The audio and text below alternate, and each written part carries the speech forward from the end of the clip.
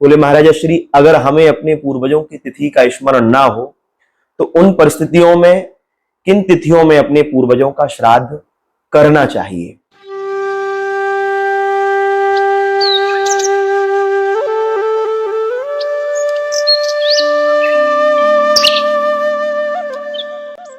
आप सभी भगवती भक्तों को सादर जय श्री कृष्ण।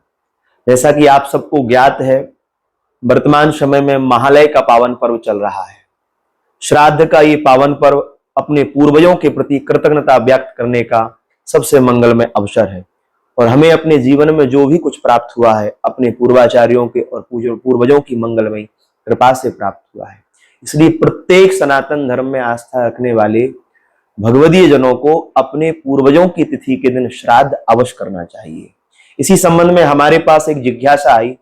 बोले महाराजा श्री, अगर हमें अपने पूर्वजों की तिथि का स्मरण ना हो तो उन परिस्थितियों में किन तिथियों में अपने पूर्वजों का श्राद्ध करना चाहिए? तो हमारे यहाँ वैसे तो अपने पूर्वजों की तिथि हमें स्मरण होना चाहिए, अपनी परंपरा का बोध होना चाहिए और उन्हीं तिथियों में उनका श्राद्ध होना चाहिए। पर अगर हमें उनकी श्राद्ध तिथि याद नहीं है तो इन 16 दिन की तिथियों में सर्व पितृ मोक्ष अमावस्या का पावन पर्व आता है। जिन पूर्वजों की तिथि विस्मृत हो गई है अथवा जिनकी तिथि हमें याद नहीं है, उन सभी का श्राद्ध हम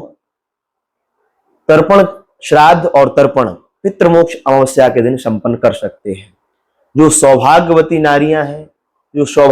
नारी हैं उनका श्राद्ध नवमी तिथि को किया जाता है और जिनकी अकाल मृत्यु हो गई है, किसी के द्वारा उनकी हत्या पूर्वक अथवा जल में डूबने से मृत्यु हो गई है, तो ऐसे पूर्वजों की श्राद्ध कर्म हमें चतुर्दशी के दिन करना चाहिए।